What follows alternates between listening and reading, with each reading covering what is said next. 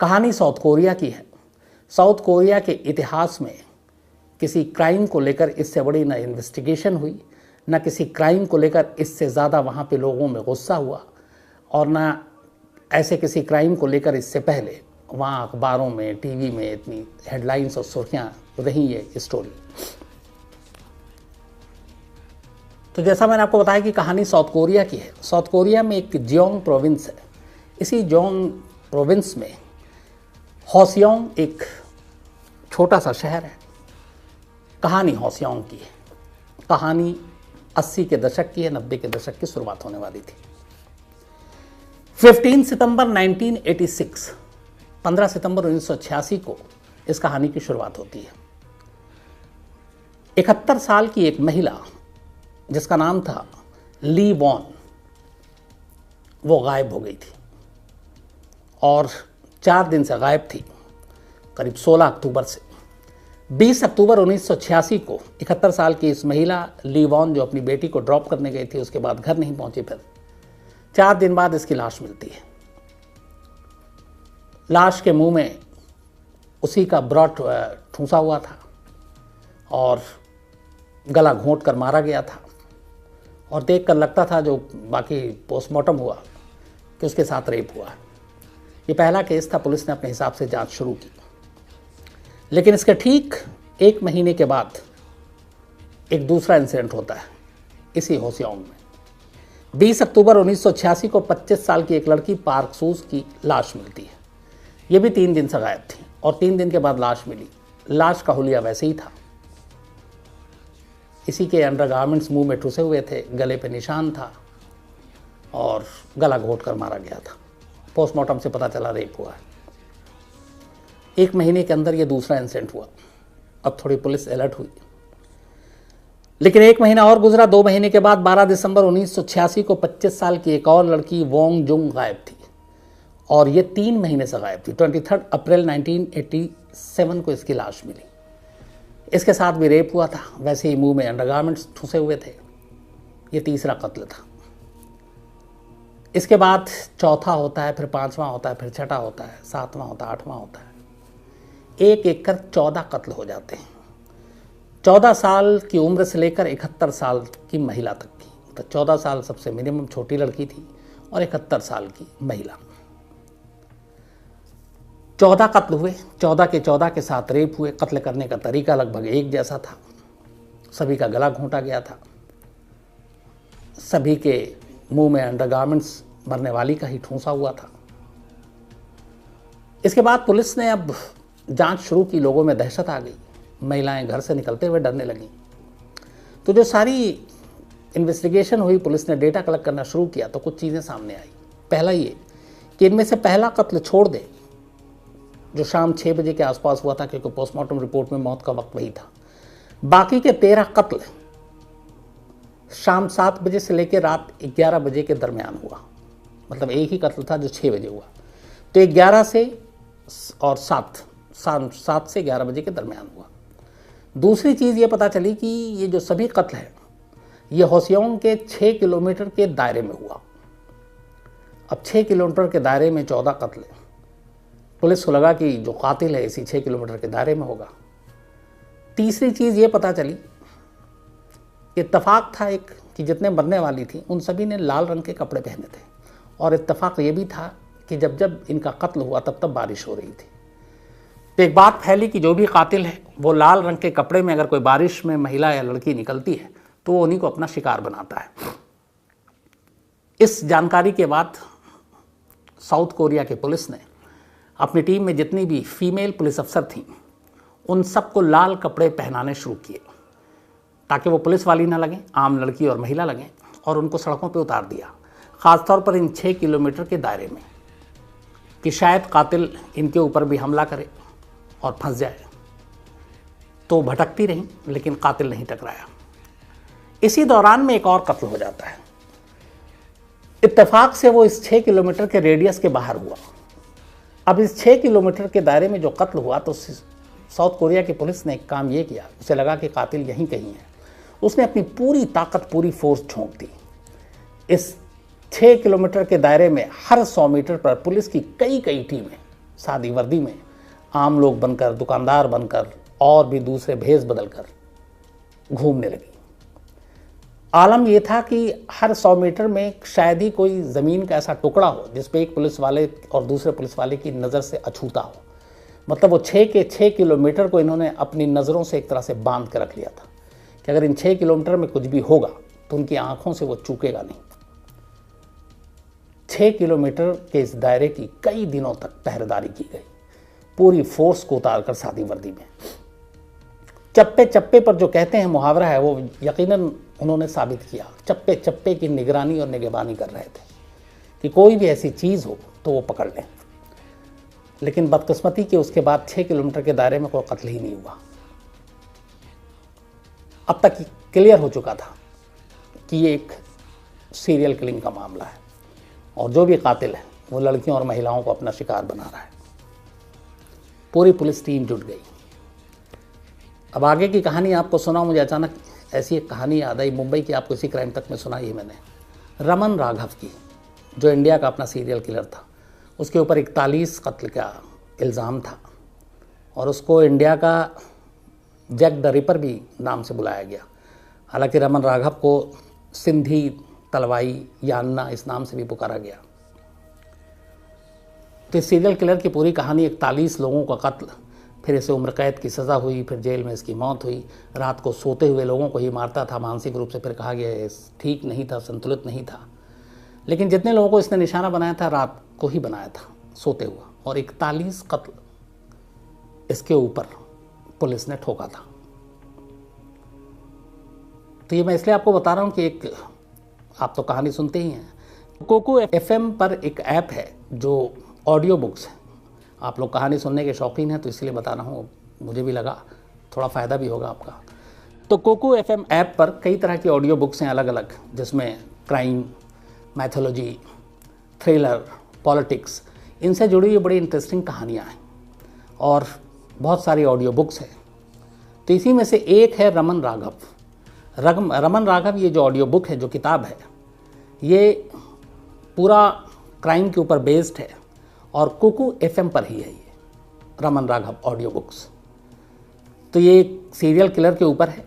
Serial killer की ज़्यादा से ज़्यादा अगर आप पूरी कहानी जो है सुनना या जानना चाहते हैं तो फिर आप इस कोको FM ऐप पर इस ऑडियो बुक को जाकर सुन सकते हैं।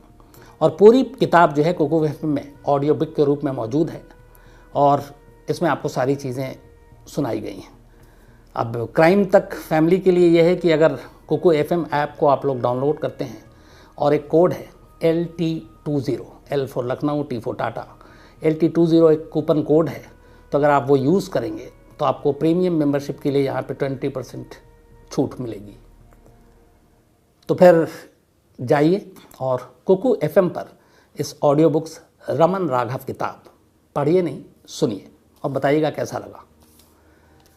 तो मैंने इसलिए इसका जिक्र किया क्योंकि मैं सीरियल किलर की आपको कहानी सुना रहा हूं। तो 14 कत्ल हो चुके थे। पुलिस ने पूरी ताकत झोंक दी, किसी भी तरह से उस कातिल को पकड़ना था। ये जब कहानी है 19, आपको जैसा बताया कि 86-87 में चल रहा है ये मामला। उस वक्त तक साइंस, फॉरेंसिक साइंस खासतौर पर बहुत ज़्यादा आज के हिसाब से डेवलप नहीं हुआ था। DNA भी बहुत कम यूज़ होता था, उसकी जो टेक्निक और बाकी चीज़ें थी हर एक के पास मुहैया नहीं थी। पर पुलिस ने हर केस के सारे सैंपल सुरक्षित रखे ताकि जांच में काम आ सके। इसी दौरान 27 जुलाई 1989 एक 22 साल के लड़के को पुलिस उठा लेती है। 14 कत्ल हो चुके थे, सब रेप, मर्डर। अब ये जो 22 साल के लड़के को उठाती है वो इसलिए कि पुलिस अलग अलग सारे सैंपल कलेक्ट कर रही थी मौके से, लाश के साथ। तो फिर वो अपने डेटाबेस में भी देख रही थी कौन कौन ऐसे बैड कैरेक्टर्स हैं जिनका रिकॉर्ड है। तो एक 22 साल का लड़का था, यून सोंग यो। तो यून को पुलिस उठा लेती है। उसका हेयर सैंपल जो फॉरेंसिक उनका सर्विस सेंटर है वहाँ भेजती है। नेशनल फॉरेंसिक सर्विस में उस यून 22 साल के लड़के का वो बाल का सैंपल टेस्ट होता है और ये 8वां कत्ल था। जो 14 हुए उसमें 8वां जो कत्ल था, उस लड़की के पास उसके शरीर से ये बाल के टुकड़े मिले थे। तो उसी को जांच करते करते पुलिस इस 22 साल के लड़के यू को उठा लेती है, फॉरेंसिक के लिए भेजती है। फॉरेंसिक से रिपोर्ट आती है। रिपोर्ट ये थी कि 40% इसके बाल का सैंपल मैच कर गया, 40%, 100 में 40%।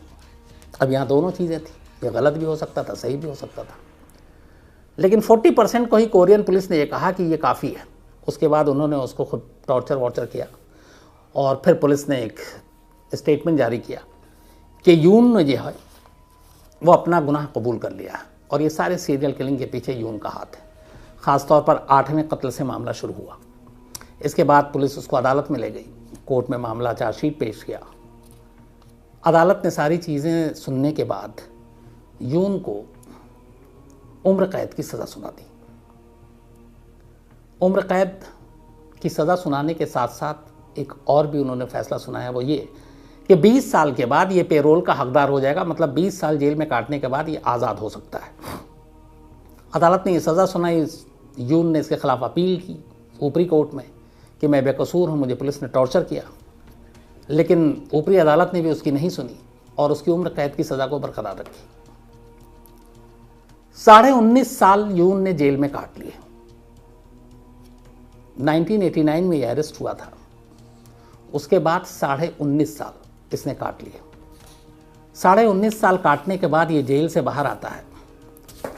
2009 में इसको पेरोल मिल गया, क्योंकि साउथ कोरिया का जो लॉ सिस्टम है, जुडिशल सिस्टम है, उसमें यह है कि उम्र कैद के बाद अगर 20 साल तक के बाद आपको पेरोल मिल सकता है, और ख़ासतौर पर अगर आपके चाल चलन सही हैं जेल में तो इसके चाल चलन ठीक थे। 2009 में ये पेरोल पर बाहर आ गया। यून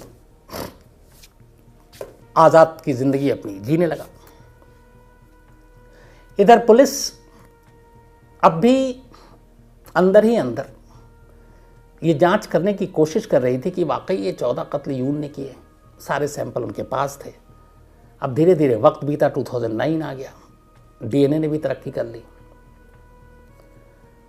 अब एक चीज़ और थी, साउथ कोरिया में एक रूल है कि किसी भी क्राइम में अगर 15 साल तक आप चार्जशीट नहीं करते हैं, 15 साल तक कोर्ट में आप उस केस को पेश नहीं करते हैं, तो फिर यह मान लिया जाएगा कि वो केस हमेशा के लिए ख़त्म हो गया है। फिर अगर केस सुलझ भी जाए तो आप उस सामने वाले को सज़ा नहीं दे सकते। लेकिन यहाँ पे अजीब हालत थी। एक तो पुलिस ने एक लड़का यून को उठाया और कहा कि यही है, अदालत ने उसको सज़ा सुना दी। 19.5 साल वो जेल में रहा। 19.5 साल के बाद वो पेरोल पर रिहा हो गया। लेकिन होशियोंग की पुलिस को अब भी यकीन नहीं था कि सच में यही असली गुनहगार है, और इसीलिए वो इस केस की जांच करते रहे। अब 2009 में बाहर आ चुका है यून। कहानी का पहला चैप्टर खत्म होता है। कुछ पुराने अफसर जो उस वक्त से थे, यंग थे, धीरे धीरे अब सीनियर हो गए, वो इस केस पे फिर भी स्टडी किए जा रहे थे। और साउथ कोरिया के बहुत सारे मीडिया में भी खबर आ रही थी कि ये केस गलत खुला है, सीरियल किलर कोई और है। लेकिन इत्तेफाक की बात कि 91-94 के बाद इस तरह की कोई और वारदात नहीं हुई। मतलब 14 कत्ल के बाद मामला रुक गया। रेप के कई केसेस उससे पहले हुए थे, तो लगा कि शायद वाकई यून ही था असली गुनहगार। बातचीत चलती रही, पुलिस अपने तरीके से काम करती रही। इसी दौरान में कुछ जो सैंपल रखे थे, एक पुलिस अफसर ने उन सैंपल के ऊपर फिर से काम करना शुरू किया गुपचुप तरीके से, क्योंकि ये केस वो केस था जिसको बहुत सारे पुलिस वाले स्टडी के तौर पे भी ले रहे थे। जो नए नए पुलिस अफसर आते थे वो इसको स्टडी के तौर पे लेते थे, जिसमें इतनी फोर्स लगाई गई, इतनी सारी चीज़ें हुई। तो अब वक्त तेज़ी से भाग रहा था। 2009 के बाद 10, 11, 12 एक पुलिस अफसर लगातार इस केस पे लगा हुआ था। उसने सारे सैंपल देखे। उस वक्त जो सैंपल कलेक्ट करके रखे गए थे वो डीएनए के ज़रिए भी उसने चेक करने की कोशिश की। फिर उसने अपने डेटा बैंक से जितनी भी ऐसे क्रिमिनल, रेपिस्ट, इस तरह के लोग थे उनके बारे में भी छानबीन शुरू की। इसी दौरान उसे पता चला कि एक शख्स है जिसका नाम ली है, और ली चून ली चून की कहानी ये थी कि ये मैंडेटरी मिलिट्री सर्विस में रहा। साउथ कोरिया में ये था कि एक ख़ास उम्र में आपको आपको वहाँ पे मिलिट्री सर्विस देनी होगी। तो ये वहीं, और ये रहने वाला इसी होसियांग का। तो ये पहले मिलिट्री सर्विस में रहा, लेकिन फिर टर्म पूरा हुआ, ये बाहर आ गया। इसके बाद इसने एक कंस्ट्रक्शन कंपनी में काम करना शुरू किया, काम करता रहा। 26 सितंबर 1989 ये वो दौर था जब सीरियल किलिंग हो रही थी। एक घर में लूटपाट होती है। ओनर पुलिस को फ़ोन करते हैं। उसके बाद वो बताते हैं एक शख्स को पकड़ लिया रॉबरी करते हुए, वो यही ली चून था। पुलिस आती है, ली चून को पकड़ कर ले जाती है, अदालत में पेश करती है। उसको 1.5 साल की सज़ा सुना देती है अदालत। लेकिन फिर वो अपील करता है कि मैं किसी और से बचने के लिए इस घर में घुस आया था, मेरा मकसद रॉबरी नहीं थी। तो अदालत उसकी बात से थोड़ी सहमत हो जाती है और उसकी सज़ा को माफ़ करके उसको फिर जल्दी रिहा कर देती है, सज़ा होने से पहले। तो 1990 में वो रिहा हो जाता है। अच्छा, तब तक आर्मी से आने के बाद ली की शादी हो चुकी थी, एक बेटा था। लेकिन इस दौरान जब वो जेल गया तो बीवी ने उसे छोड़ दिया। जेल से आने के बाद वो छोटे मोटे काम करता रहा और अपनी ज़िंदगी बसर करता रहा। 90 में जेल से आया, 4 साल बीत गए। मई 1994 बल्कि दिसंबर 1993, 3 साल बाद ली ने अपनी साली, जिस बीवी ने उसे छोड़ दिया था, उसकी साली की उम्र थी करीब 18 साल, तो वो उसे एक दिन टकरा गई होसियांग में। उसने उससे बातचीत की, फिर वो उसको अपने साथ ले गया। फिर उसने उसको ड्रग्स दिया, वो नशे में थी। फिर उसके साथ रेप किया, उसने विरोध किया, उसने उसका कत्ल कर दिया। कत्ल करने के बाद लाश को ले जाकर एक टनल टाइप की चीज़ थी, वहाँ पे उसने फेंक दिया।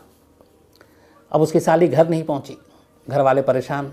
इसके ससुर ने ली को कांटेक्ट किया कि तुमने देखा है।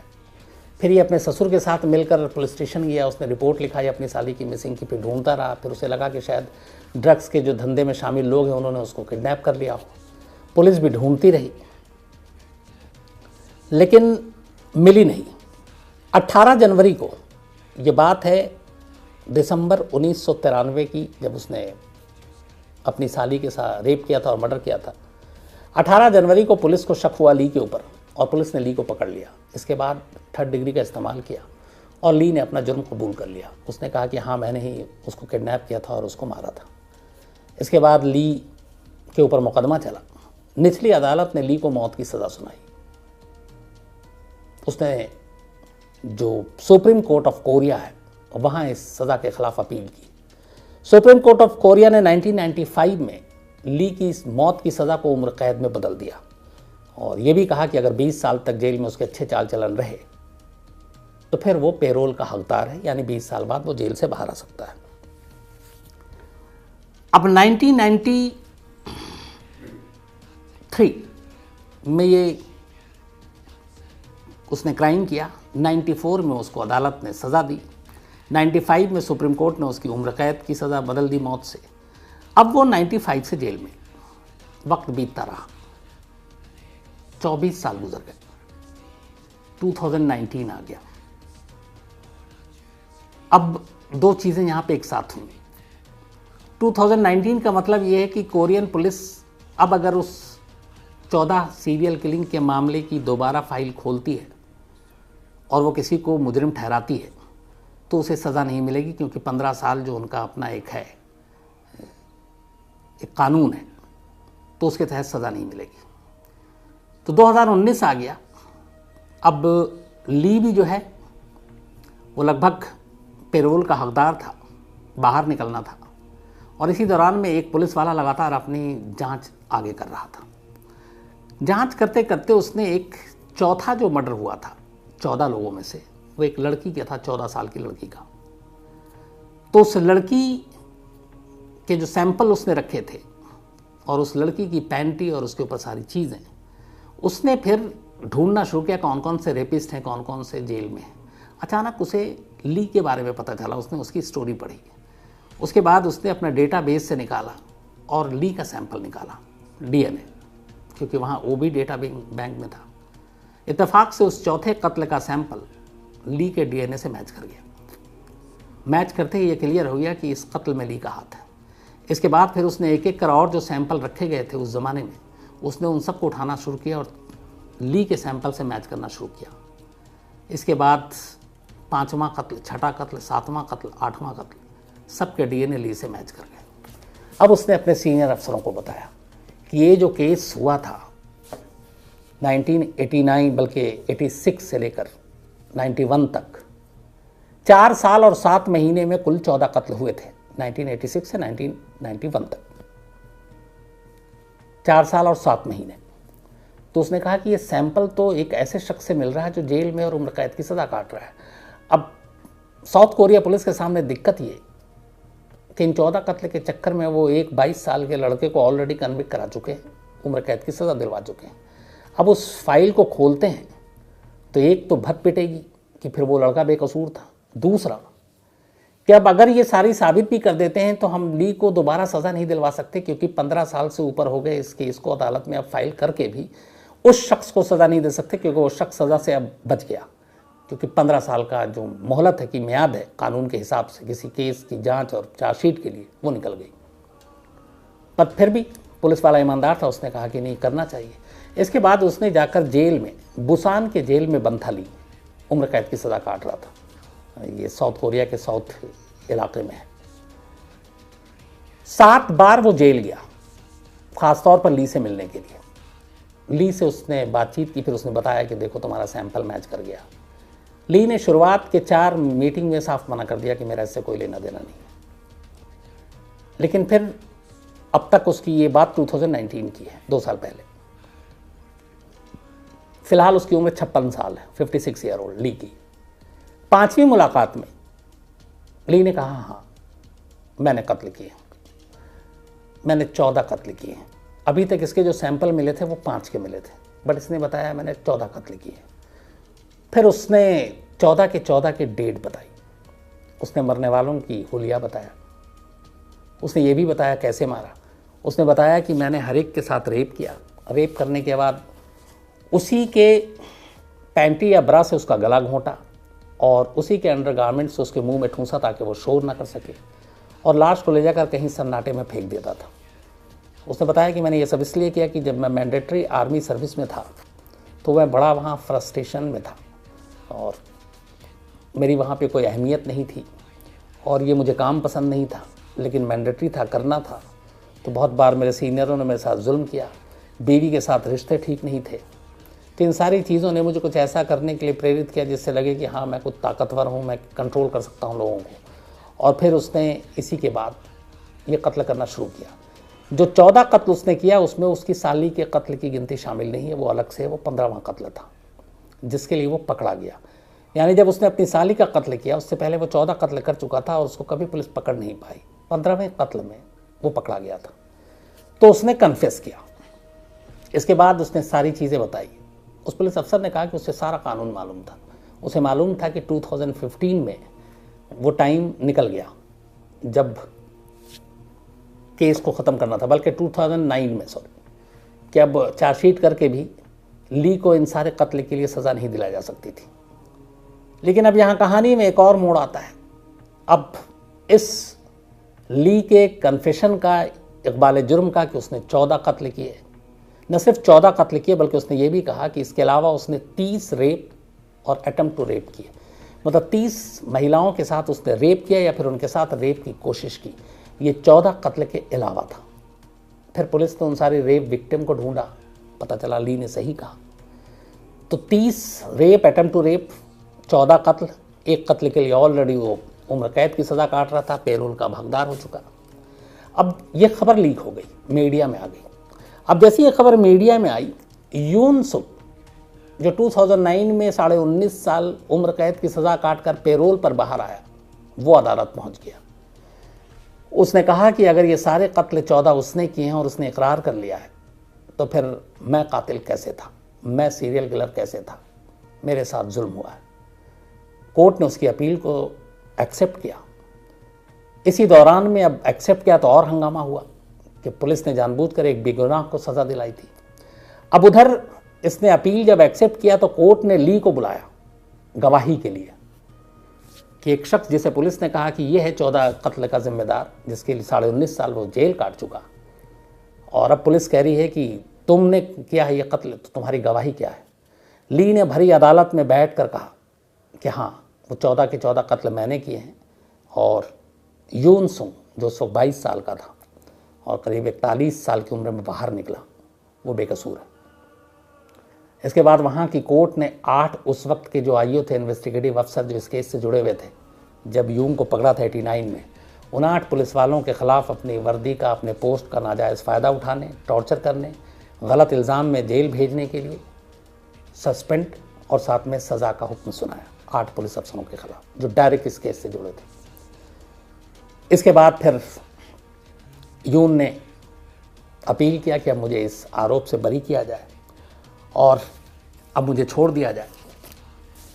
कोर्ट ने फिर उसकी अपील को सुना और यून को उन तमाम आरोपों से 2020 में बरी कर दिया, क्योंकि असली गुनहगार ली था। अब ली ने सारी चीज़ें एक्सेप्ट कर ली।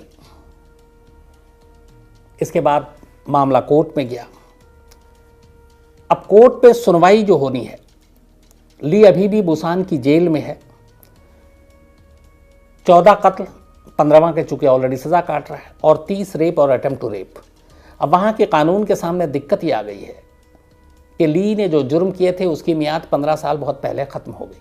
89 में थी तो वो 2009 के आसपास ही ख़त्म हो गई, और एक कत्ल के लिए वो ऑलरेडी 20 साल की सज़ा काट चुका है। और जेल में कह रहे हैं कि उसका चाल चलन बहुत अच्छा है, जेल के स्टाफ, जेल के लोगों के बीच में उसकी बड़ी अच्छी इमेज है। तो अब उसका क्या करें? उसको पेरोल पे आने से भी आप नहीं रोक सकते, क्योंकि उसका वहाँ का बेसिक ह्यूमन राइट है, जुडिशियल सिस्टम ने उसे दिया है। दूसरी तरफ एक कत्ल के लिए उसने 20 साल काट लिए, लेकिन अब मजबूरी है कानून की कि 14 कत्ल और 30 रेप के लिए उसे अब 1 दिन की भी सज़ा नहीं दे सकती, उसे बाहर आना होगा, क्योंकि जज का ये फैसला था। और वो सिस्टम 15 साल का जो केस का है, 15 साल के अंदर अंदर चार्जशीट होनी चाहिए, वो आड़े आ गया। तब पुलिस वालों का कहना है कि ये जो सारी चीज़ें हुई इसमें ली मुकर सकता था। जो पुलिस वाला उसे 7 बार जेल में मिला वो उसको इनकार कर सकता था, वो एक्सेप्ट नहीं करता तो कुछ नहीं होता। लेकिन उस पुलिस अफसर ने कहा कि जब वो जेल में गया तो उसे एहसास हुआ धीरे धीरे उसकी मुलाकात के बाद कि उसे कानून की पूरी जानकारी थी, और उसने इसीलिए सही वक्त का इंतज़ार किया। और सही वक्त आने पर उसने खुद ही बताया, क्योंकि पुलिस सिर्फ 4, 5, 6 कत्ल की बात कर रही थी, उसने 14 न सिर्फ कत्ल बताए, उनकी तारीख बताई, जगह बताई, हुलिया बताया, कैसे मारा ये बताया। 30 रेप जो उसके नाम पे दूर दूर तक कहीं उसके खिलाफ सबूत नहीं था, वो उसने एक्सेप्ट किया। अटेम्प्ट टू रेप उसने एक्सेप्ट किया। और ये सब कुछ उसने इसलिए किया क्योंकि उसे मालूम था कि अब कानून उसका कुछ नहीं बिगाड़ सकते। और इसीलिए कहीं ना कहीं ये पुलिस की मेहनत से ज़्यादा उसकी खुद की मर्जी भी शामिल थी। तो साउथ कोरिया के इतिहास में इससे बड़ा कोई क्राइम का इन्वेस्टिगेशन, इसकी कोई दूसरी मिसाल नहीं है। बल्कि ली को और इस क्राइम को वहाँ साउथ कोरिया का ज़ोडियक किलर के नाम से भी ये मशहूर है। इसे साउथ कोरिया का ज़ोडियक किलर कहा जाता है। लेकिन अपने आप में ये हैरान करने वाली चीज़ है, मतलब मैंने बहुत सारे रिसर्च की, बहुत सारी चीज़ें जानने की कोशिश की, और कि दुनिया में कहीं ऐसा है। ये भी सवाल आया कि 20 लाख पुलिस वाले कैसे इन्वेस्टिगेट कर सकते हैं 34 सालों में। लेकिन फिर एक जगह पे मैंने लोकल उस वक्त के न्यूज़पेपर और उसके ज़रिए जब मैंने जानकारी हासिल की तो पता चला कि जो 6 किलोमीटर का दायरा था और 100 मीटर में तमाम पुलिस टीमें और आई टू आई नजरी कांटेक्ट, मतलब इतने हज़ारों पुलिस वालों को लगाया गया था और कई दिनों तक। तो ये सारे काउंट में है, और इसीलिए करीब 2 मिलियन पुलिस अफसर की बात हो रही है। 20 लाख पुलिस वाले इस केस में जो अलग अलग तरीके से जांच करते रहे वो इसमें शामिल रहे।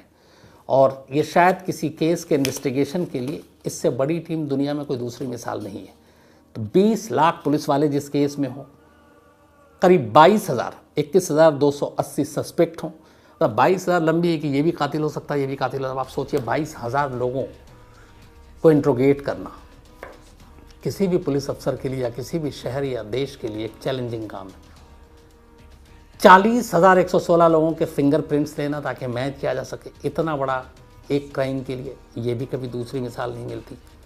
570 लोगों के डीएनए सैंपल, 180 लोगों के हेयर सैंपल, 34 साल का वक्त। और कमाल देखिए कि इन सब के बाद एक बेगुनाह जिसने कोई जुर्म नहीं किया 19.5 साल जेल में रहता है, और एक गुनहगार जिसको ढूंढने के लिए 20 लाख पुलिस वाले सड़कों की खाक छान रहे हैं, वो 20 साल से जेल के अंदर है। और 20 साल बाद पता चलता है कि असली कातिल, असली सीरियल किलर, असली रेपिस्ट वो है। तो एक नज़ीर है, एक मिसाल है। साउथ कोरिया के इतिहास में ये अपने आप में इससे बड़ा क्राइम और इससे बड़ा किसी क्राइम का इन्वेस्टिगेशन की कोई दूसरी मिसाल नहीं, बल्कि मुझे लगता है शायद दुनिया में दूसरी मिसाल नहीं।